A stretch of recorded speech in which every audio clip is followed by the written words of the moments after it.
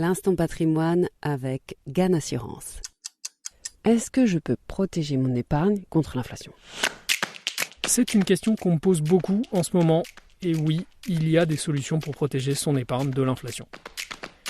D'abord, pour rappel, l'inflation, c'est en quelque sorte une hausse des prix, donc une dégradation du pouvoir d'achat de votre épargne. Schématiquement, si vous avez une inflation de 5% et que vous prévoyez d'acheter dans un an un bien qui coûte actuellement 100 €, en repoussant cet achat à plus tard, il aura donc augmenté à 105 € à cause de l'inflation.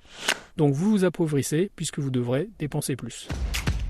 Aujourd'hui, la situation, c'est qu'on est face à des chiffres d'inflation toujours plus hauts, plus de 8% aux États-Unis et en Europe, plus de 5% en France.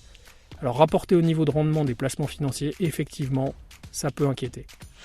L'inflation a souvent été liée à un choc énergétique mondial, à un choc pétrolier par exemple, ou à une guerre mondiale. Et cette fois, non. Elle est la conséquence d'une reprise d'activité très puissante après la Covid. C'est un peu comme une bouteille de soda secouée qu'on ouvrait d'un seul coup. Et l'inflation d'aujourd'hui est aggravée par plusieurs choses, comme la Chine encore au ralenti, un fret sous pression avec des blocages dans les ports, des pénuries de matériaux et bien évidemment, la guerre en Ukraine. Alors que faire ?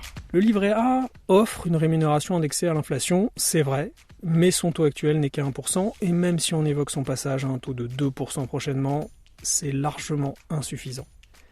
Pas mieux pour les fonds euros de l'assurance vie, très lents à manœuvrer, dont le rendement devrait être stable en 2022, c'est-à-dire autour de 1,3%.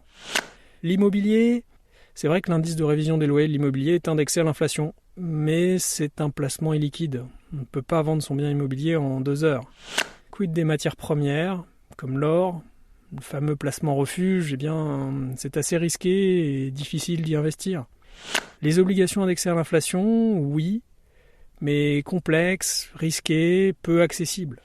En fait, à vouloir rechercher la protection à tout prix, on risque de précipiter son appauvrissement. Paradoxalement, en période d'inflation, on recommande de prendre des risques, peut-être plus que d'habitude, et de se tourner vers les actions, notamment via les unités de compte par exemple. Rappelez-vous que les actions, c'est une quote-part d'une entreprise, donc indirectement de ses profits. Intuitivement, vous voyez que dans une économie qui tourne, comme c'est le cas en ce moment, les entreprises de qualité qui arrivent à répercuter des hausses de prix aux consommateurs peuvent très bien s'en sortir. En fait, quand on regarde l'étude historique des performances des actions sur des périodes de 10 ans depuis 150 ans, on s'aperçoit que sauf sur quelques périodes d'hyperinflation extrême, les actions battent largement le niveau de l'inflation et bien sûr les obligations.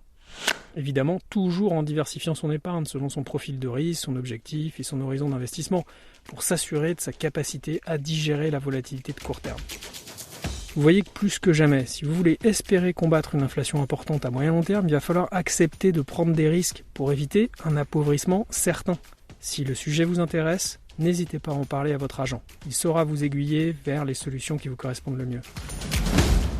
Merci à Denis Cohen-Bengio, directeur de l'unité de solutions financières de Groupama GAN Vie, d'avoir répondu à la question.